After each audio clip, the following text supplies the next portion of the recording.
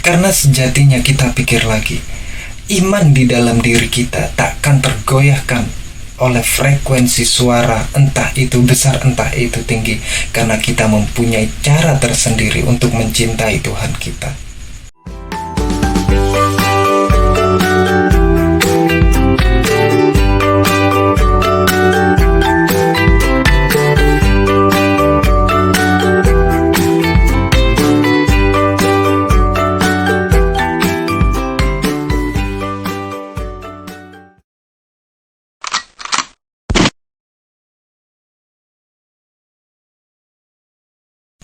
Oke, kembali lagi di channel saya. Di sini kita akan bahas sesuatu yang terjadi di luar sana, mengemasnya secara sederhana dan menjadikannya istimewa. Kali ini saya akan membahas tentang sesuatu yang marak diperbincangkan di luar sana. Sesuatu itu adalah tentang toa masjid, di mana statement dari Menteri Agama menuai pro dan kontra. Oke, sebelum kita lanjut ke pembahasannya, kita kenali dulu apa fungsi dari toa masjid.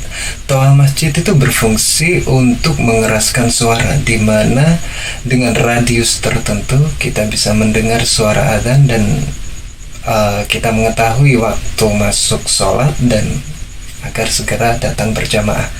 Pada zaman Nabi pun, Nabi mengutus para sahabatnya untuk mendirikan menara dan muadzin naik untuk menyuarakan adzannya, sehingga dengan radius tertentu sekitar 500 meter orang-orang bisa mendengar suara adzan dan segera datang ke masjid untuk sholat berjamaah. Tapi kali ini permasalahannya sedikit berbeda, karena statement dari Menteri Agama, suara speaker masjid tidak boleh terlalu kencang karena adzan nanti mengganggu. Mungkin itu yang membuat polemik, itu yang membuat kita menjadi pro dan kontra.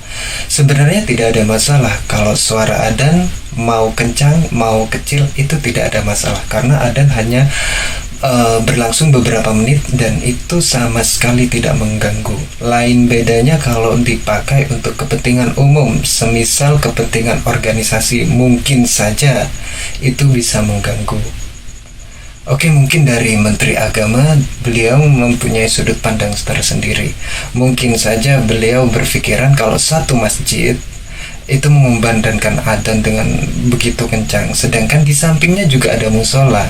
Jadi kurang efisien, mungkin saja atau segala macam. Karena ketika satu masjid mengumandangkan adzan untuk memanggil orang berjamaah ke sana, sedangkan beberapa meter di sana juga ada musola yang mengumandangkan adzan. Jadi kan mereka sholat di tempat-tempat yang lebih dekat karena sunnahnya semacam itu. Tapi apapun yang terjadi, sebenarnya rasio frekuensi suara adzan itu nggak terlalu berpengaruh terhadap kita umat Islam. Jangan sampai karena statement dari Menteri Agama yang hanya bilang bahwa itu suara speaker masjid harus sedikit volumenya diturunin sehingga kita umat muslim itu terpecah belah. Jangan sampai, karena sejatinya hal yang terpenting bukan suara adzannya, bukan besar kecilnya suara adzannya. Hal yang terpenting bagaimana kita mendengarkan adzan lalu kita sholat. Disitulah poin pentingnya. Kenapa kita terlalu membahas dan merespon hal-hal yang semacam itu, sedangkan ada hal besar di sana yang harusnya kita respon dan kita benahi. Sekarang gini, mau kecil mau besar suara adzan itu tidak akan menggoyahkan iman kita. Kalau kita emang mau berjamaah, kita mau sholat, ya sholat saja.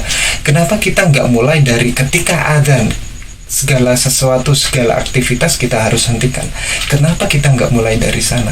Semisal ketika ada adzan, orang yang di luar, orang yang lagi berjalan itu harus berhenti. Kenapa nggak mulai dari ketika mendengar suara adzan, segala jenis jual beli dihentikan untuk sejenak? Kenapa nggak mulai dari sana? Kenapa kita terlalu memikirkan sesuatu yang sebenarnya ada sesuatu yang lebih besar di sana? Kita harus benahi dulu karakter kita. Kita harus benahi dulu diri kita sendiri. Seramai apakah masjid di halaman kita? Kalau memang suara adzan dengan suara adzan yang begitu menggelegar atau dikurangi volumenya itu berpengaruh terhadap jamaah, mungkin kita boleh bahas sampai kita terpecah belah seperti ini. Mungkin kita bahas boleh, tapi ini gak ada sangkut pautnya, cuma mungkin sedikit mengganggu. Saya pun secara pribadi sedikit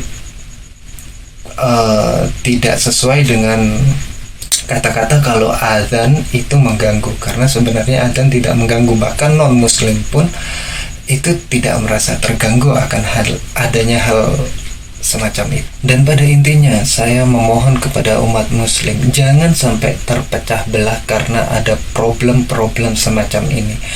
Justru dengan adanya problem semacam ini, kita harus bersatu untuk membenarkan Islam, bersatu untuk membenahi Islam. Oleh karena itu, saya menginginkan ketika ada polemik-polemik tentang agama, jangan sampai kita terpecah belah akan hal-hal semacam itu. Karena sejatinya kita pikir lagi, iman di dalam diri kita takkan tergoyahkan oleh frekuensi suara, entah itu besar entah itu tinggi, karena kita mempunyai cara tersendiri untuk mencintai Tuhan kita. Saya, hamba Tuhan, selamat malam.